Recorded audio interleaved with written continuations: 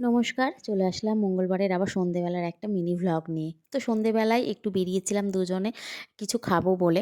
তো সন্ধেবেলাটা বাড়িতে ভালো লাগছিল না। তারপর চলে গেলাম বাইরে একটু ঘুরতে। ঘুরতে বেরিয়ে না কিছু খেলে হয়? তো তারপর আমরা এখানে রওনা দিয়ে দিয়েছিলাম কিছু খাওয়ার উদ্দেশ্যে।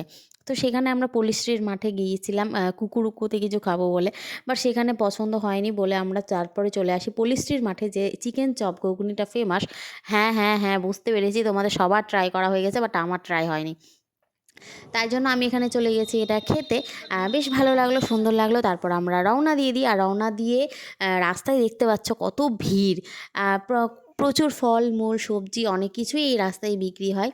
তো তোমাদের সবার চেনা রাস্তা মালদা রথবাড়ি। তো খুব সুন্দর লাগছিল। তারপর আমরা রাস্তায় রওনা দিই। আর রওনা দেওয়ার সময় আমার চোখে পড়ে যে কথাটা, যে রাস্তায় যখনই আমি দেখি কোনো শাড়ি ঝোলানো ভীষণ পছন্দ হয়, মনে হয় খুব নিয়ে নিই, নিয়ে নিই। আর যখনই আমি কিনতে যাই তখনই আমার কোনো শাড়ি পছন্দ হয় না, জানি না কেন। তোমাদের কার কার সাথে এটা হয় অবশ্যই কমেন্টে জানাবে। তো আজকে সন্ধ্যাটা এইভাবেই কাটালাম। তোমরা কিভাবে কাটালে অবশ্যই জানাবে কমেন্ট করে। আর ভালো লাগলে একটা লাইক, কমেন্ট, শেয়ার করে দেবেন। দেখা হবে পরের ভিডিওতে। টাটা।